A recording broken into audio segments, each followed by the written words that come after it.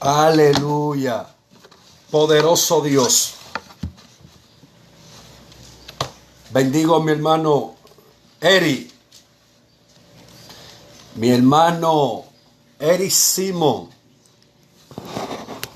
También mi hijo y mi hermano Jan. Poderoso Dios. Giancarlos, te bendigo, hijo. Que la gracia de Dios sea contigo, amado mío. Poderoso, bendigo a todo aquel que se está conectando de una manera muy especial. Que la gracia de Cristo sea enriqueciendo la vida de todo aquellos que se están conectando y también de aquellos que se conectarán. Quiero que comparte esta palabra, será una palabra muy poderosa. Bendigo la vida de Brigetti Zapata Minaya. Te bendigo, Sofía Rodríguez, te bendigo, amén. Quiero que compartan este video. Hay una palabra, lo cual será de gran bendición para cada uno de nosotros.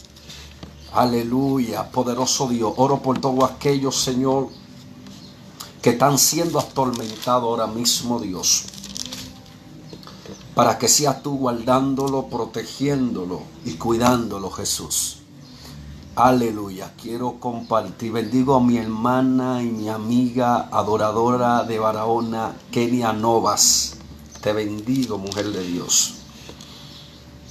Aleluya. Vamos a estar compartiendo una palabra que yo sé que será de gran bendición, más para estos últimos días que estamos viviendo. Una palabra que yo sé que va a traer un despertar en la vida de muchos. Es una palabra de reforma, de restauración, una palabra de alineamiento y de posición. Tenemos que escuchar esta palabra. El evangelio ahora mismo está siendo amenazado por muchos que han querido presentar un nivel de luz totalmente desenfocado del plan y del diseño de Dios. Bendigo a mi hermano Julio César de la Rosa, te bendigo, amado mío. Quiero que compartan este video. Yo creo que la iglesia debe de entender lo más importante del reino de Dios. Le hemos estado presentando cosas a la iglesia que eso es lo que ha colaborado a que la iglesia tenga su mirada en la tierra. Y yo creo que nosotros, los predicadores, nuestro enfoque es enseñar a la iglesia el alimento, la comida que el predicador debe darle a la iglesia. Esa comida debe de provocar a que la mirada de la iglesia sea una mirada enfocada al cielo. Bendigo a Mari Jiménez, mi tía, está fuera del país. Te bendigo, te quiero mucho. Bendigo a mi hermano Junior Eugenio del Rosario, de la gente de Guanú. Te amo, mi amado. Quiero que compartan esta palabra. Padre, en el nombre de Jesús, yo te doy gracias por este día, Dios. Te doy gracias por todo aquel que se está conectando. También te doy gracias por aquellos que se van a conectar. En el nombre de Cristo, Señor, te pido, Dios, que cada día más tu voluntad sea materializándose en estos últimos días. Padre, sabemos que estamos pasando por momentos difíciles, pero sí entendemos, Señor, que todo ha sido un plan y que todo ha sido permitido por tu voluntad. De manera, Dios, que aceptamos todo lo que tu voluntad ha permitido, Señor. Yo oro en este día, Dios, que las personas puedan entender lo que es tu voluntad. Por eso el apóstol Pablo dice en la carta a los Romanos, el capítulo 12, verso número 2, renovaos el espíritu de vuestro entendimiento para que podamos entender cuál es la voluntad de Dios, que es agradable y perfecta. Lo que nos va a ayudar a entender la voluntad de Dios es la renovación de vuestro espíritu. Aleluya. Por eso debemos de procurar una renovación. Bendigo a mi hermano Yael Santana. Te bendigo. Quiero que compartan este video. Esta palabra debemos de escucharla. Necesitamos escuchar palabra de Dios. Aleluya. Yo creo que nosotros como oidores y también como predicadores tenemos que saber algo, y es que nosotros tenemos que evaluar los tipos de prédica que se están dando en estos últimos días. Son prédicas que no te conectan a entender lo que es la voluntad de Dios. Hay muchos que se están aprovechando de esta crisis para jugar con el sentimiento de las personas. Muchos que se disfrazan de profeta, que Dios le habló, que Dios le ha dicho cuál es la cura de esta enfermedad. Hermano, totalmente desenfocado.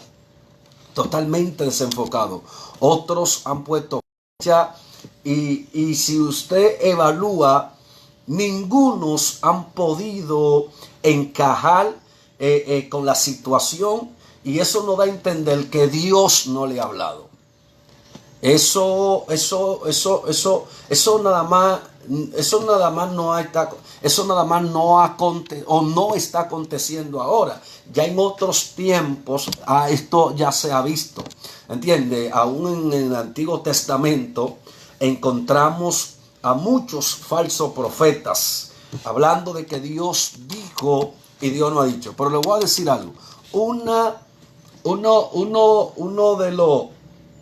de los frutos que Dios nos da, de muchos que hay, para poder conocer a un verdadero profeta, es que su palabra se cumpla.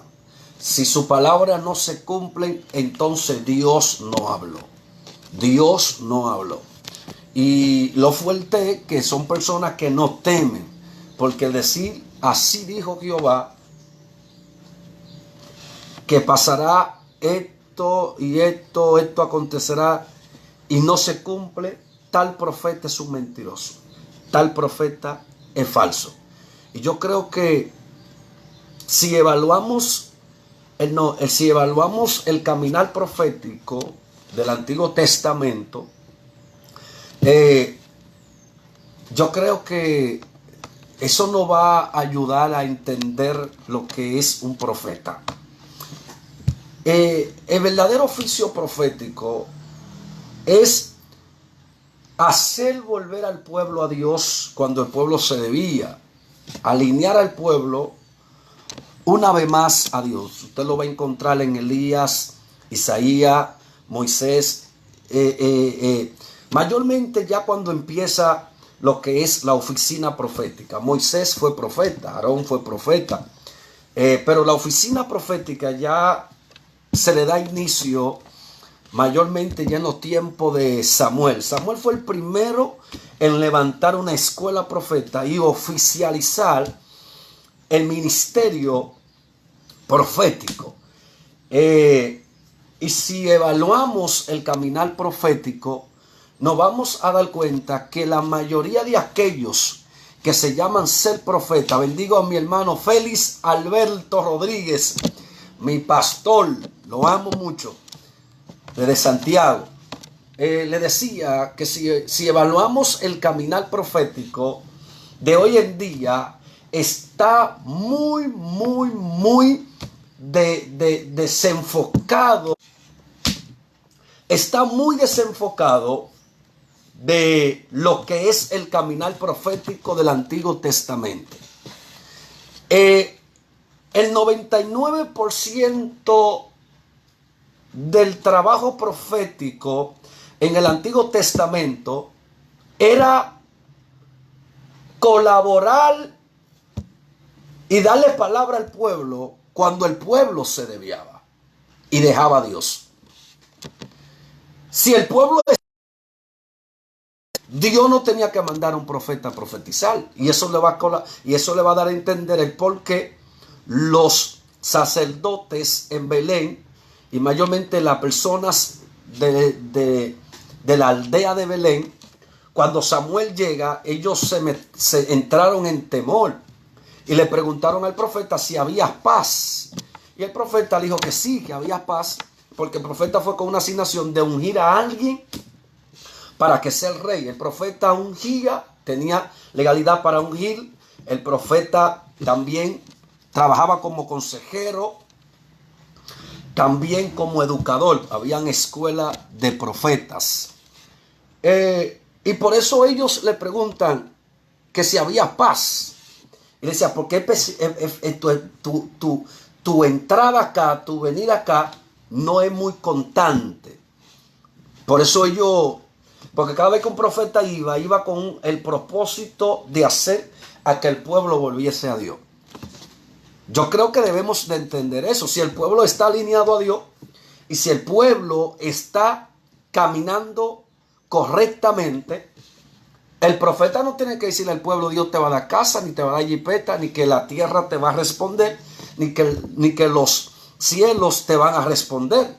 Porque habían leyes más en el Antiguo Testamento que decía que si el pueblo se guardaba a Dios y guardaba sus mandamientos, entonces los cielos le responderían al pueblo y la tierra por igual. También segundo libro de Crónicas, capítulo 14, verso 7, creo que por ahí, que dice: si se humillare mi pueblo, sobre el cual mi nombre es invocado, y orar y se repitiere de su malo camino, entonces yo iré de los cielos, perdonaré su pecado y sanaré su tierra. Es decir, que si el pueblo está humillado, la tierra está sana. No hay por qué el profeta tiene que levantarse y decir que Dios sanará la tierra cuando la tierra está respondiendo correctamente, porque está sana. Ahora, ¿cuál es el objetivo profético que Dios levantaba? Ahora, cuando el pueblo se desviaba, la tierra se volvía a enfermar, entonces Dios mandaba un profeta. Y oiga, ¿cuál es la palabra del profeta? Así dice Jehová: si se arrepienten de su mal camino, si reconocen que han fallado y se humillan, entonces Dios volverá a abrir los cielos y sanará la tierra. Es decir, el profeta nunca profetizaba en la estación donde el pueblo estaba caminando correctamente porque tenía los cielos abiertos. El profeta se levantaba con el propósito de que el pueblo volviera a Dios, para que Dios volviese a abrir los cielos y sanar la tierra. Entonces, ¿cómo es que el pueblo está mal? Hay una peste azotando el 99% o el 100% de la mayoría de los países, de los países. Y usted viene y me dice a mí que Dios trae sanidad y que Dios trae restauración, pone fecha y de todo. Pero no manda a arrepentir el pueblo. Y el lenguaje profético era arrepentido y convertido, para que sean borrados vuestros pecados, y así vengan de la presencia del Señor tiempo de refrigerio. No se podía declarar el refrigerio sin antes mandar a arrepentir al pueblo. Esa es una de las señales que usted debe de enfocarse sobre lo que es lo profético. Si el profeta no manda a arrepentir al pueblo, porque la peste, la enfermedad de la tierra, ha llegado por el pecado. Entonces, para poder sanar la tierra, hay que sacar el pecado. Entonces, no podemos declararle sanidad a la tierra cuando no mandamos al pueblo a apartarse del pecado. Entonces, una señal que usted debe de entender que no fue Dios el que habló. Porque cuando es Dios, Dios manda al profeta para que el pueblo se humille y el pueblo volviera a Dios. Entonces, cuando todo está calmado y el pueblo se volvió de Dios, el profeta no tiene que profetizar. Número uno, ni prosperidad porque hay prosperidad. Número dos, no tiene que profetizar juicio porque el pueblo está bien. Entonces, ¿cómo? Hay un desenfoque ahora mismo entre los profetas de esta nueva dispensación. Hay un desenfoque total. Si el pueblo está bien, Dios no tiene que hablarle de prosperidad porque está en prosperidad. Y si el pueblo está mal, la palabra que debe ser del profeta es que se humillen y se vuelvan a Dios. Cuando el pueblo caminaba alineado a Dios, usted sabe lo que se dedicaba el profeta. Mayormente se iba aún de la ciudad y los reyes que estaban caminando alineados a Dios mandaban a consultar al profeta para poder ejercer cualquier cosa que estaba en su corazón positiva. Ahí está David, ahí está Ezequías con Isaías, David con Natán, Saúl con Samuel. El profeta lo que fluía en lo que es la consejería y en la educación profética. Y también cuando había que ungir un rey, un juez, o había que ungir otros profetas. Entonces, le estoy dando esta pincelada, iglesia, para que usted se cuide de un sinnúmero de espíritu de confusión que se ha desatado y han tomado el nombre de que Dios ha hablado, siendo mentira. Amén. ¿Por qué? Ahora, la iglesia ha sido arropada por muchos de esos falsos profetas por la falta de conocimiento bíblico, por la falta de formación cristológica en su vida. La iglesia debe de alinearse y la iglesia debe de buscar la formación de Cristo en su vida. Y nos vamos a dar cuenta acá, en esta historia narrada en Lucas capítulo 2. No tengo mucho tiempo, pero voy a tratar de ser breve para decodificar eso. Lucas capítulo 2, verso 22 y verso 23. Dice: cuando se cumplieron los días de la purificación de ellos, conforme a la ley de Moisés, le trajeron a Jerusalén para presentarle al Señor, como está escrito en la ley del Señor. Todo varón que abriere la matriz será llamado santo al Señor. Y para ofrecer conforme a lo que se dice en la ley del Señor, un par de tórtulas o 2 palominos. Y aquí había en Jerusalén un hombre llamado Simeón. Y este hombre justo y piadoso esperaba, note algo, esperaba la consolación de Israel. Y el Espíritu Santo, número 2, y el Espíritu Santo estaba sobre él. Y el Espíritu Santo estaba sobre él. Número 3, y le había sido revelado por el Espíritu Santo que no vería la muerte antes que viese al ungido del Señor. Y movido, número 4, y movido por el Espíritu, vino al templo. Y cuando los padres del niño Jesús lo trajeron al templo para hacer por él conforme al rito de la ley, él le tomó en sus brazos, número 5, él le tomó en sus brazos y bendijo a Dios, diciendo: ahora, Señor, despide a tu siervo en paz, conforme a tu palabra, porque ha visto mis ojos tu salvación. Número 6, la cual has preparado en presencia de todos los pueblos. Número 7, luz para revelación a los gentiles y gloria de tu pueblo Israel. Y José y su madre estaban maravillados de todo lo que se decía de él. Hermano, quiero que compartan este video. Es necesario que el pueblo escuche esta palabra. La iglesia debe de entender esta palabra para que no siga caminando bajo la influencia de muchos errores que han cometido otros por la falta de formación en Cristo. Es interesante lo que Lucas, por eso a Lucas, por sus escritos, le llaman el evangelio dentro del evangelio. Lucas fue un teólogo muy extraordinario. Incluso unos de los dialectos griegos que usa Lucas para escribir es uno de los dialectos más extraordinarios y más hermoso que existía en aquellos tiempos. Era uno de los dialectos empresarial, por decirlo así. Es decir, que Lucas era un teólogo muy fuerte. Incluso a Lucas se nos presenta como un doctor. Lucas es uno de los evangelistas que colabora a que la comunidad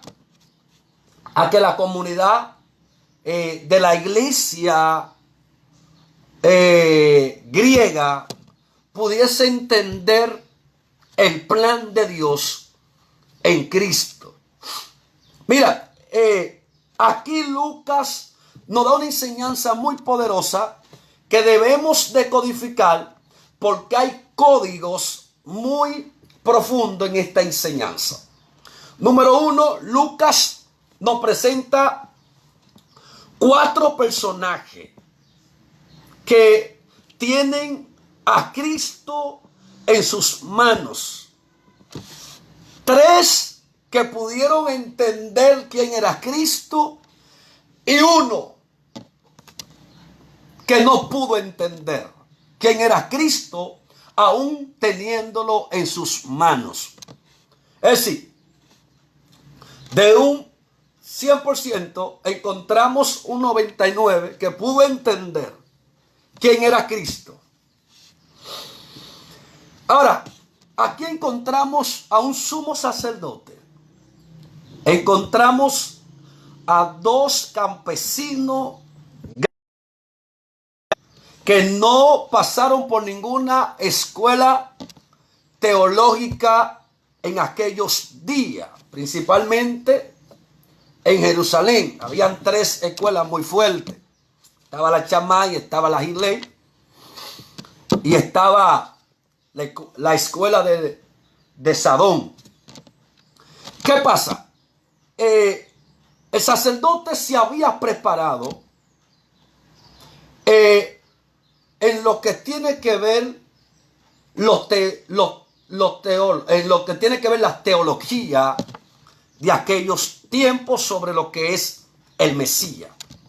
Pero el sacerdote había abandonado lo que es la revelación del Espíritu Santo.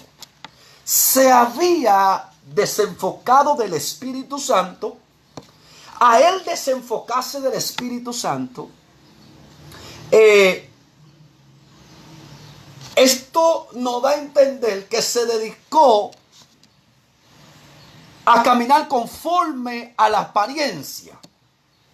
Y eso mismo está sucediendo hoy en día. Por eso recibimos a cualquier loco y le damos el púlpito a cualquier loco que enseñe lo que él le dé la gana y que enseñe lo que él crea y que use su hermenéutica diabólica como quiera usarla.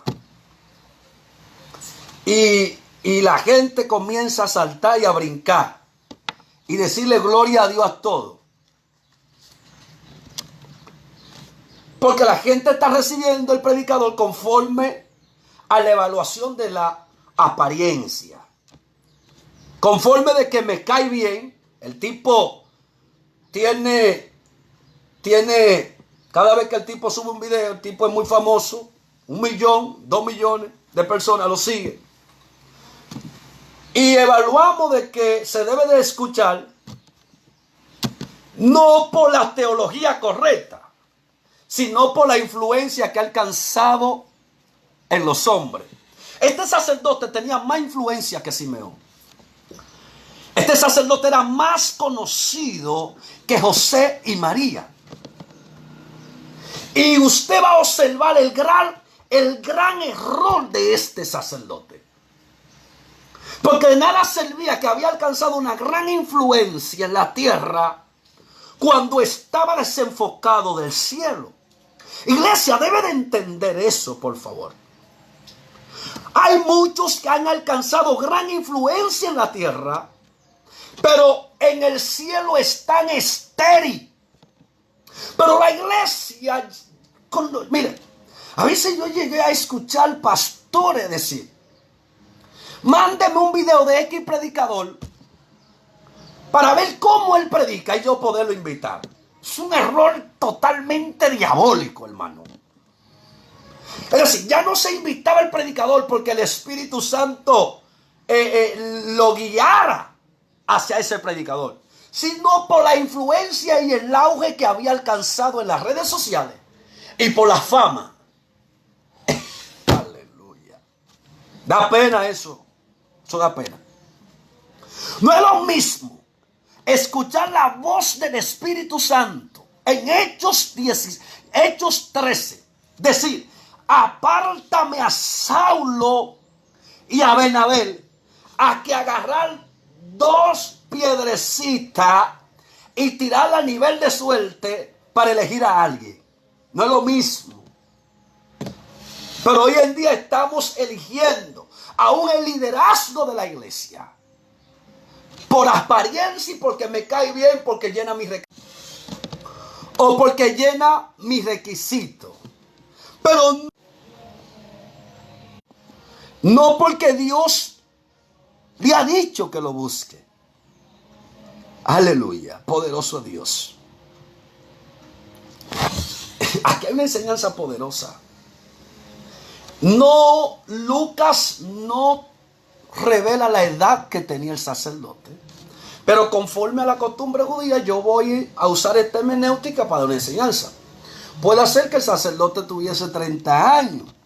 Simeón, podemos entender que ya era un anciano, quizá de 90 y pico de años, o de 100 y pico de años, conforme a la edad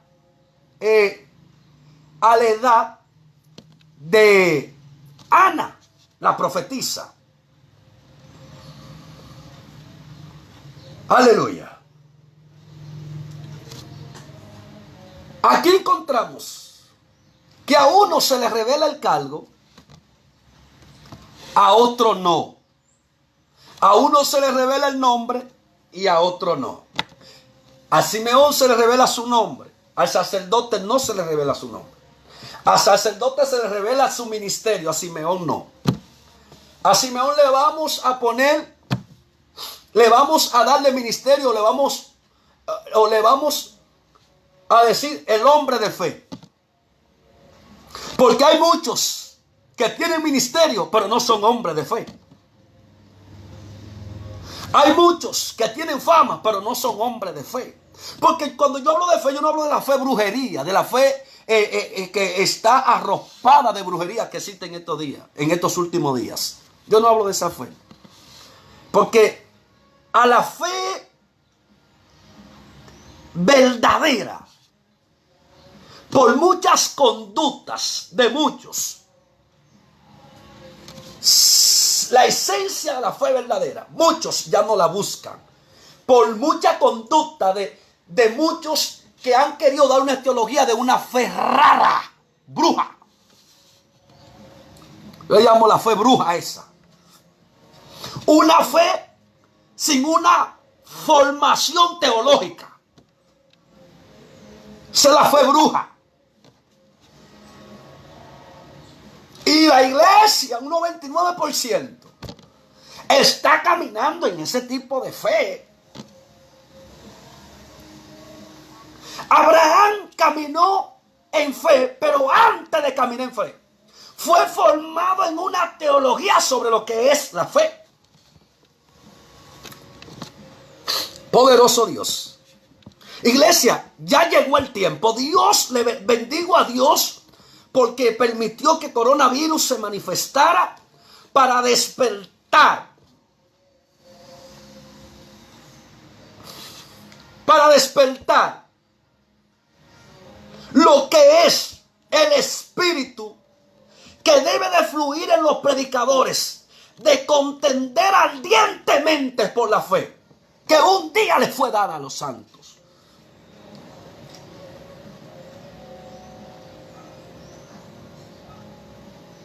La apologética que debe de existir en los predicadores volverá a surgir una vez más, contender y protestar contra toda esta mala enseñanza de manipuladores y de predicadores brujos que hay.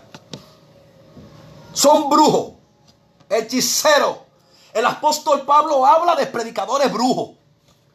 Dice que se levantó un remanente de predicadores hechiceros que embrujaron a la iglesia de los Gálatas.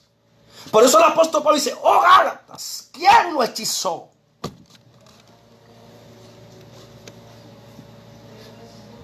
Deben de levantarse predicadores con el espíritu de arropado de la apología.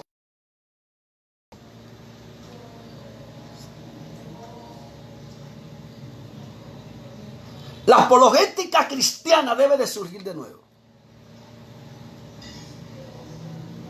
Contender, enfrentar, derribar la estructura y levantar la estructura. Aquí dice Lucas: cuando se cumplieron los días de la purificación de ellos, conforme a la ley de Moisés, le trajeron a Jerusalén para presentar al Señor. Note algo. Del versículo 22 hasta el 24, estos versículos se refieren, mira, del versículo 22 al verso 24, del 22 hasta el 24, estos versículos se refieren a Éxodo 13:2 y 12, y se refieren a Levítico 12:8. Los padres de Jesús, en forma correcta y piadosa, aquellos que dicen que Jesús nunca cumplió la ley, el sacrificio particular que ofrecen indican que son pobres.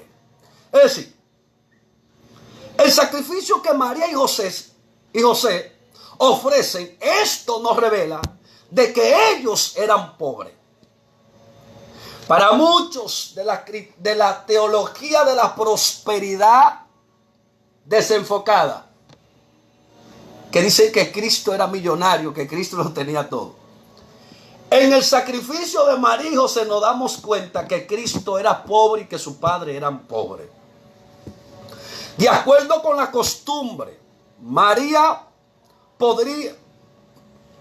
pondría sus manos sobre las tórtolas, luego el sacerdote las llevaría a la esquina sudoeste del altar para torcer el cuello de una ave como ofrenda por el pecado quemada, por ofrenda por el pecado, y quemar la otra como holocausto entero. Note, la ofrenda de un par de tórtolas o 2 palominos era, pues, la ofrenda de los pobres. Una vez más lo digo, María y José eran pobres, porque la ofrenda nos lo revela, no como mucho para justificar y enfocar la iglesia a que camine con la justifica para acumular su riqueza de que Cristo era rico y de que su familia es rica. Cuando aquí la ofrenda de María y José era la ofrenda que llevaban los pobres, los que no podían ofrecerle un cordero, un par de tórtolas o 2 palominos, era el sacrificio de los pobres, vaya la repetición, que costaba el equivalente de alrededor un día de trabajo o medio, mientras que un cordero costaría casi el equivalente de 10 días de trabajo. Oye, la ofrenda de María es equivalente alrededor de un día de trabajo o medio, mientras que un cordero costaría casi el equivalente de 10 días de trabajo. Mire, mayormente quien sacrificaba un cordero eran las personas pudientes, personas ricas, prósperas en un concepto científico. Pero María, a no ser rica, lo que lleva es 2 tórtolas y 2 palominos.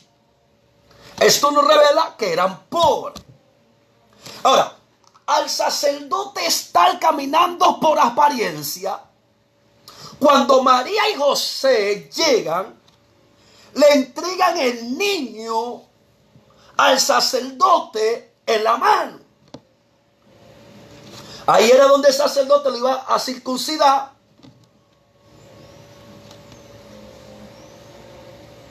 Lo iba a circuncidar, por eso aquí dice, cumpliendo los 8 días para circuncidar. Lo iba a circuncidar y también lo iban a bautizar con su nombre. Aleluya. Pero el sacerdote, haber abandonado al Espíritu Santo, ahora el sacerdote se dedica a caminar por apariencia. Y el sacerdote no le presta atención al niño que María le está poniendo en la mano, porque el sacerdote lo que está viendo es 2 galileos, pobres, sin dinero. Esto no colabora a que el sacerdote le pusiera asunto a ellos. Y quizá quizá eso lo instara a buscar la vida histórica del Mesías y pudiese quizá interpretar algo, pero no está en el espíritu. Lo que está viendo es 2 galileos, pobres, sin nada, con dos tórtolas y 2 palominos. Esto no lleva a que el sacerdote cuestionara la vida de María, le buscara un asiento especial. El sacerdote agarra a Jesús en la mano y el sacerdote cree que es un niño más de lo que él ha agarrado en la mano. El sacerdote piensa que es uno más de lo que él ha tenido en la mano. Hermano, note lo que es la consecuencia que hay cuando caminamos por apariencia.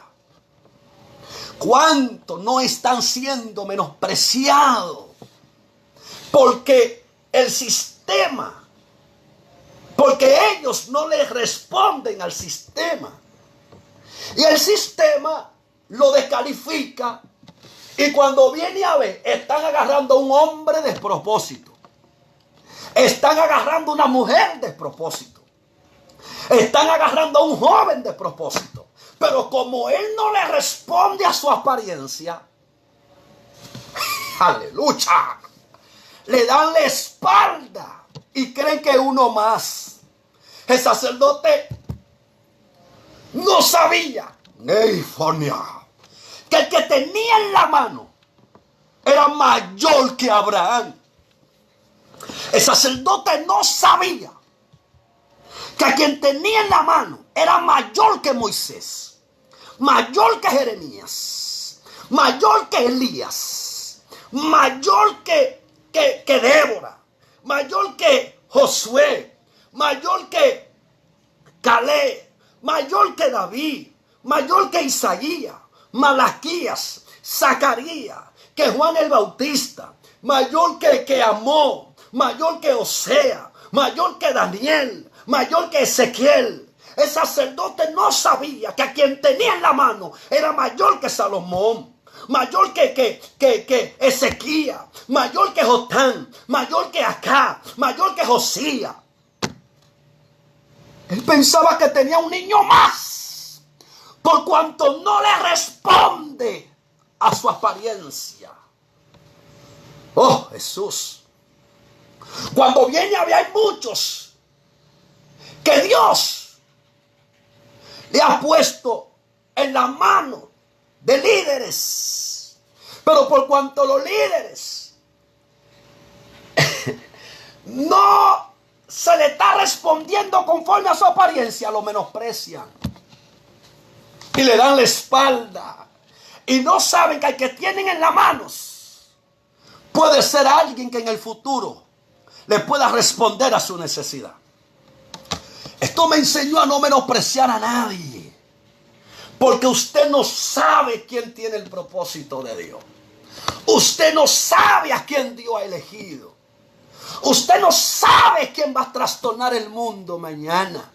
Usted no sabe quién Dios ha tomado de la mano para revelar a Cristo en los últimos días. No menosprecia a nadie, iglesia. Y esto se ha vuelto común en la iglesia. Poderoso Dios. El menosprecio se ha vuelto común en la iglesia.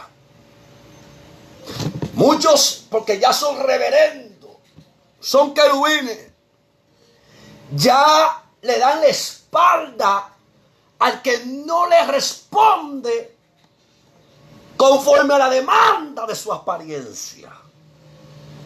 Eso pasó con el sacerdote. Tenía a Jesús en la mano. Vaya la repetición, le dije el por qué caminaba por apariencia. Porque ya no caminaba bajo la cobertura del Espíritu Santo. Cuando no caminamos bajo la cobertura del Espíritu Santo, vamos a ser influenciados por la apariencia. Vamos a caminar conforme a lo que se nos puede dar en recurso. Y no conforme a lo que el Espíritu de Dios ha dicho. Por eso me gusta algo. Y es que el evangelista Lucas menciona varias veces el Espíritu Santo. El sacerdote tiene a Cristo en la mano. Él no sabe que es el Hijo de Dios. Él no sabe que ese es el Mesías. Simplemente porque evaluó la ofrenda. No le llevaron un cordero. Lo que le llevaron fue dos tórtolas. Al no llevarle un cordero, él dijo, no, estos son dos galileos campesinos que no tienen nada. ¡Ay, papá! Esos son los que Dios eligió como familia para que le criaran su hijo en la tierra. ¡Cuidado! ¡Aleluya! ¡Cuidado! ¿A quién tú estás menospreciando? ¿A quién tú le estás dando la espalda? ¿A quién tú lo has pisoteado? Tú no sabes a quién Dios ha elegido para formar un ministerio en la tierra. Esto nos da otra enseñanza. De nada sirve tener a Cristo en la mano cuando no tenemos conocimiento de Él. Muchos tienen a Cristo en las manos, pero en sí no saben quién es Cristo. Son movidos por cualquier viento de doctrina que se levanta. Alguien le dice, Dios me dijo que hay que caminar sin chancleta. Salen a caminar sin chancleta. Dios me dijo que hay que caminar sin camisa. Salen a caminar sin camisa. Dios me dijo que el Mesías está allá arriba en un monte. Salen para el monte a buscar el Mesías. Eso es cuando Cristo no ha sido formado en la vida de muchos. Muchos tienen a Cristo en la mano, pero no saben quién es Cristo todavía. No saben cuál es el oficio mesiánico todavía. Porque caminan conforme a lo que escuchan, no conforme a lo que escudriñan. Por eso muchas de las personas que usted escucha dice, la Biblia dice así, así dice. Y usted dice, ¿dónde dice eso la Biblia? Yo no sé, fue el padre que dijo, fue el pastor que dijo, fue el predicador que dijo. Es decir, hablan conforme a lo que escuchan, pero no conforme a lo que escudriñan. En ningún lado, Cristo no manda hablar conforme a lo que escuchamos, sino conforme a lo que escudriñamos. Por eso dice, escudriñar las escrituras, porque para vosotros parece que hay vida eterna, mas ella da testimonio de mí. Oh, Jesús. Iglesia, despierta, por favor. Vamos a tratar de abrir los ojos, iglesia. Vamos a tratar de entender lo que es el propósito de Dios. Si él hubiese caminado en el Espíritu, él hubiese entendido de que ese era el Hijo de Dios. Pero como no llevan un cordero, y note algo, María no podía llevar el cordero. Ya usted agarró la señal. Es la escasez y la pobreza de María. Aunque en la tierra no era útil, para el cielo era útil. No sé si me entendió. Para la tierra la pobreza y la escasez de María no era útil. Pero para el cielo sí. Porque si María hubiese sido rica, hubiesen tumbado las profecías. ¿Cuál es la profecía? Isaías 53 revela a Cristo como el Cordero. Juan revela a Cristo como el Cordero, no de Israel simplemente, sino del mundo.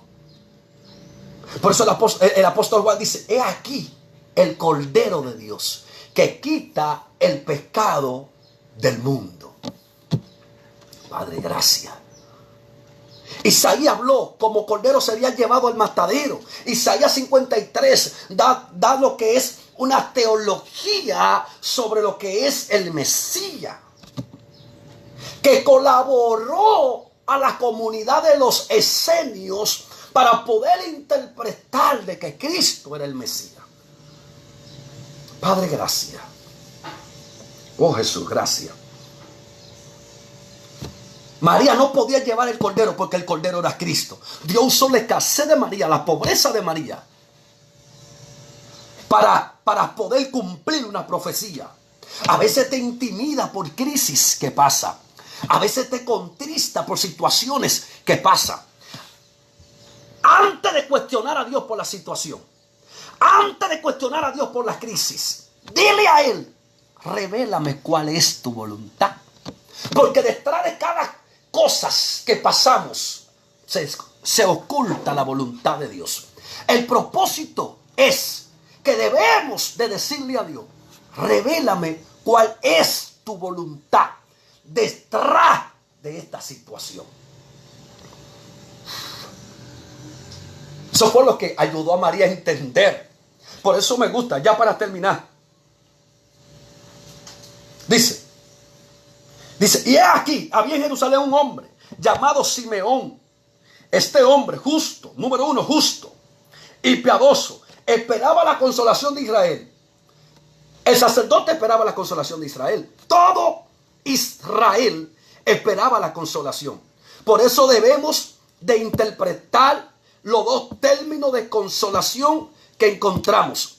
Lucas en uno de sus evangelios habla de la consolación de Israel y en otros de sus evangelios, Lucas tiene dos evangelios teológicamente.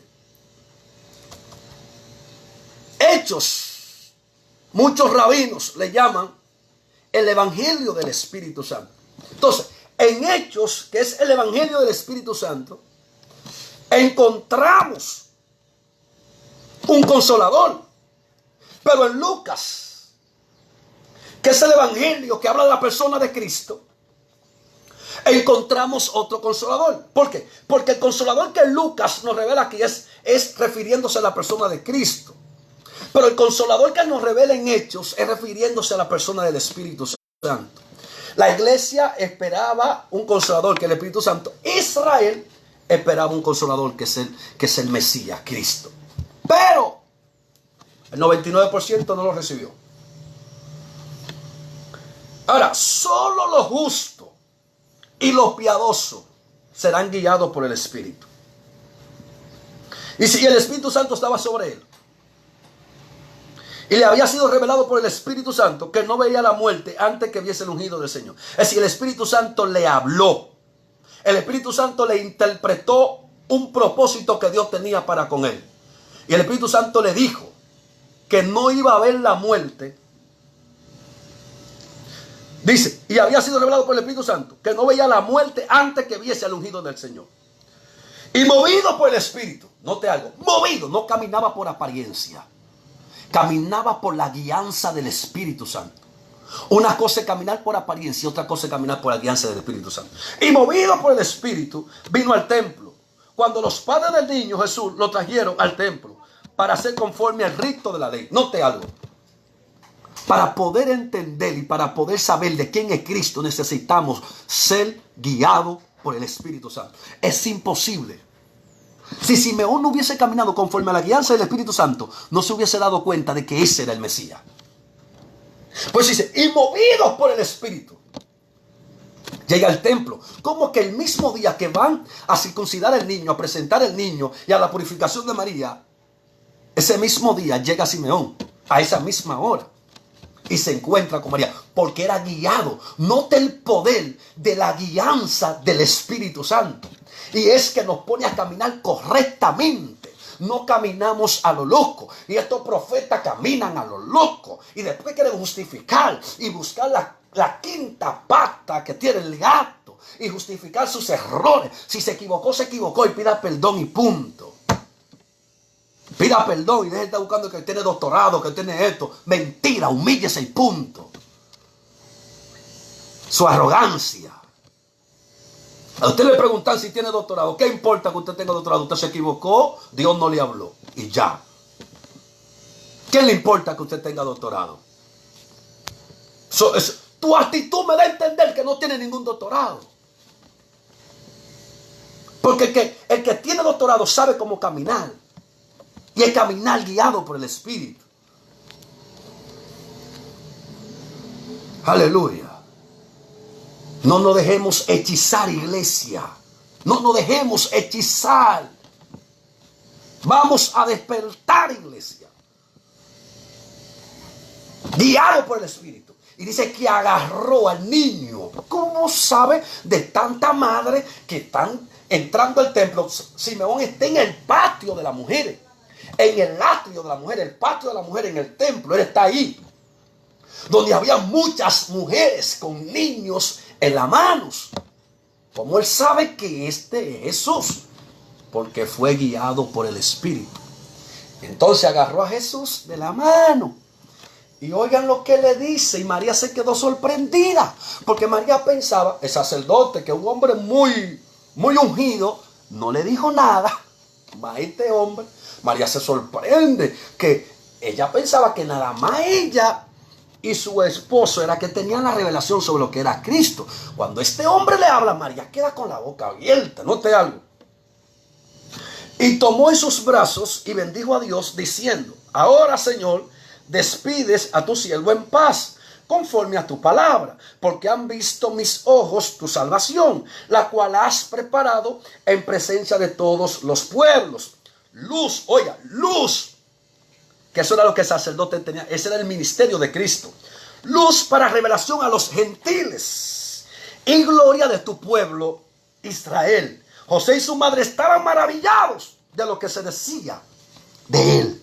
Y se maravillaron. Como este tipo sabe el ministerio mesiánico de este niño.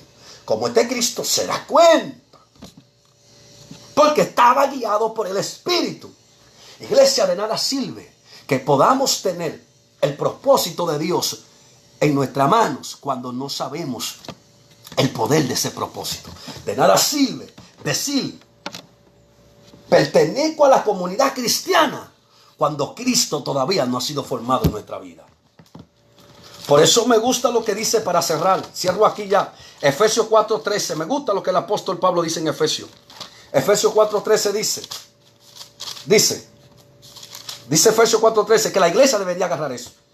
Hasta que todos lleguemos a la unidad de la fe y del conocimiento del Hijo de Dios. Se nos está hablando que debemos de tener conocimiento sobre el Hijo de Dios. El crecimiento de un ministerio no consiste en las naciones que ha ido, ni en las multitudes que lo siguen. El crecimiento de un ministerio no está en que tú tengas una iglesia de 20,000 personas o de 10,000 personas. Porque puede ser que esa iglesia esté llena de 10,000 personas, pero no tienen conocimiento de quién es el Hijo de Dios. No tienen conocimiento de quién es Cristo. Aquí se nos revela que el verdadero crecimiento de un cristiano está hasta que todos lleguemos a la unidad de fe y de conocimiento del Hijo de Dios, a un varón perfecto, a la medida de la estatura de la plenitud de Cristo. Segundas cartas de Pedro. Me gusta lo que dice la segunda carta de Pedro, para que usted vea lo que es el verdadero crecimiento. Segunda, no se lleve por personas que usted vea que salen 20,000 afiches, van a la televisión, van a la radio. No crea que por esa persona sea famosa. Ya el tipo ha crecido en Dios. Pues mira, usted le pregunta quién es Cristo y ni le dice quién es Cristo. Le salta con una cosa rara. Si es por el crecimiento, si el nivel o el crecimiento de un cristiano se mide por lo que han logrado en la tierra. Número uno, los adventistas entonces han crecido. Los mormones entonces han crecido. Los católicos han crecido. Los musulmanes han crecido. Los musulmanes es una de las religiones más grandes. Igual que el judaísmo, el catolicismo, los adventistas, los mormones son grandes. Ahora pregúntele a ellos quién es Jesús. No le dice. ¿Por qué? No han crecido. No han crecido. El crecimiento está en cuando Cristo ha sido formado y alcanzar el conocimiento sobre lo que es el Hijo de Dios. Oye lo que dice Pedro 3:18. Segunda de Pedro 3:18. Segunda carta de Pedro 3:18. Segunda carta de Pedro 3:18. Dice. Segunda carta de Pedro 3:18 dice. Antes bien, oye lo que dice el apóstol Pedro. Antes bien, crecer en la gracia. Oye, crecer en la gracia y el conocimiento de nuestro Señor y Salvador Jesucristo. Antes bien, crecer en todo lo que pueda lograr en la tierra, en los aviones que se puedan montar, en los países que puedan viajar. No, hermano, todo eso es importante, pero el crecimiento de un cristiano no está en los aviones que ha montado, ni en los países que ha llegado. No, hermano, ni en el tamaño de la congregación que tiene, sino en la gracia y en el conocimiento de nuestro Señor y en el conocimiento de nuestro Señor y Salvador Jesucristo. A Él sea la gloria, a Él sea la gloria ahora y hasta el día de la eternidad. Amén. Usted le pregunta a muchos cristianos, ¿quién es Cristo? ¿Está lejos? ¿Está lejos? Hermano, el tú decirme que Cristo es el Hijo de Dios, está bien. El tú decirme que Cristo es el Mesías, está bien. ¿Y de qué sirve cuando no modela a Cristo? Por eso un gran papirólogo dijo una palabra y tiene un libro. Dijo, el cristianismo y la cristología son dos enemigos. El 99% de los cristianos líderes están desenfocados de lo que es Cristo. Da vergüenza. Juan 14:26 dice. Cuarto evangelio de Juan dice. Cuarto evangelio, Juan dice. 14:26 dice. Hermano, no se dejen engañar.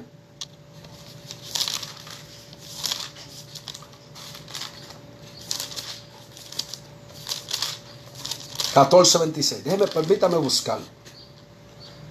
Dice, mas el Consolador, el Espíritu Santo, a quien el Padre enviará en mi nombre, o a quien el Padre enviará en mi nombre, Él os enseñará todas las cosas y os recordará todo lo que yo he dicho. ¿Quién es que enseña todas las cosas? El Espíritu Santo. Pero hoy en día se le ha dado la espalda. Hoy en día nadie quiere caminar con el Espíritu Santo, cuando Él es el quien está encargado de dar a conocer a Cristo. Por eso Él se nos revela que Él es que da a conocer a Cristo. En el 16:13, en el 14:15 dice, perdón, en el 14:15 dice, en el 14:15 dice, si me amáis, guardad mi mandamiento. Perdón. En el 16:13 dice, ya cierro aquí. Esto es enseñanza, hermano. Pero cuando venga el Espíritu de verdad, Él os guiará toda la verdad, porque no hablará por su propia cuenta, sino que hablará lo que oyere, y os hará saber las cosas que habrá de venir. Mire lo que es el ministerio del Espíritu Santo. El ministerio del Espíritu Santo, hermano, no ponerte a hablar lengua, hermano. Simplemente, no me malinterprete, claro, es un don que usted tiene. Es parte de la manifestación, pero el oficio más importante es revelar a Cristo y es revelar el plan de Dios para con el hombre. No es ponerte a danzar, no es jalarte los cabellos, no es brincar, no es llorar. Yo sé que sucede. Yo lloro, yo brinco, pero he podido entender que el ministerio más poderoso y el oficio más importante del Espíritu Santo es revelar el plan de Dios para con los hombres, es revelar el plan de Dios que es Cristo y revelar a Cristo. Por eso dice el 14:15, y oye, 16, 14 y 15 dice, Él me lo glorificará porque tomará de lo mío y os lo hará saber. Y todo lo que tiene el Padre es mío. Por eso dije que tomará de lo mío y os lo hará saber. Número 1. Oye, ¿cuál es el oficio del Espíritu Santo? Él tomará. Oye.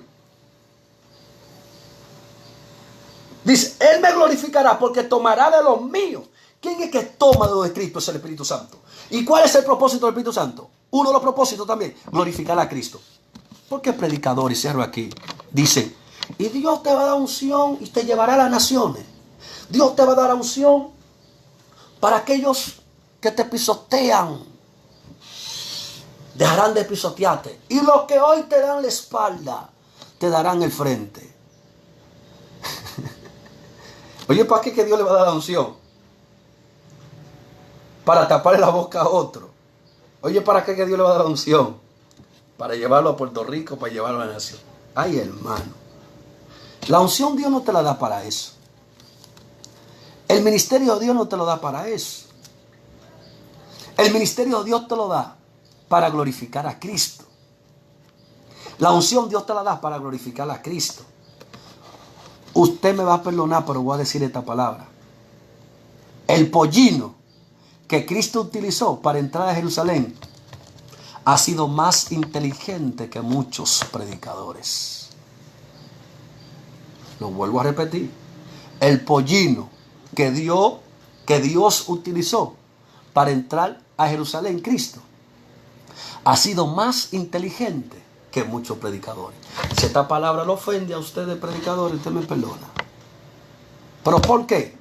Porque el pollino sabe que el mantos y las ramas que tiraban al piso no era para él. Era para el que estaba encima de él. Pero hay muchos que han tomado el mantos y las ramas para ellos. Los aplausos para ellos. El elogio para ellos. La admiración para ellos. Y es una vanagloria del mismo diablo. Es porque no han entendido el propósito de la unción. Iglesia, tratemos de despertar y vamos a entender cuál es el propósito de Dios para nuestra vida. No se deje engañar, iglesia. No se deje engañar. Estos mensajes no les gustan mucho. Porque la gente lo que cree que le estén diciendo, Dios te va a dar unción para darte una visa, un pasaporte. Hermano, si usted quiere visa, vaya y busque una visa. Usted tiene que esperar que tener unción para buscar visa. O un pasaporte. A mí me saltó alguien y me dijo, Dios te dará una iglesia Y oye, que me dará una iglesia cuando la iglesia de Cristo y es la novia de Cristo, dice la Biblia. Gracias a Dios que yo estoy claro de eso y no traté de coger el orgullo. Dios te da, busca una iglesia y asegura 40,000 pesos de diezmo y está tranquilo. Y ahí asegura tu futuro. Mano, a mí me entró un coraje. Y yo le dije a ese individuo, Dios no te da un ministerio para asegurarte el futuro. Si tú quieres un futuro, ve a la universidad y a una carrera. Pero el ministerio no es para asegurar el futuro a nadie. Evangelistas, entiendan eso, por favor. El ministerio no es para asegurar el futuro a nadie. Dios no te ha dado un ministerio para darte a conocer a ti ni para ponerte a brillar a ti. El ministerio es para glorificar a Cristo. El ministerio es para glorificar a Cristo. Entiende eso. El ministerio es para glorificar a Cristo, no para darte a conocer a ti. Que Dios te bendiga y que Dios te guarde. Te amo. No te quille. Y si te pusiste bravo, pon la querella a Jehová. Pero hay que hablar lo que Dios quiere. Amén. Lo amo mucho.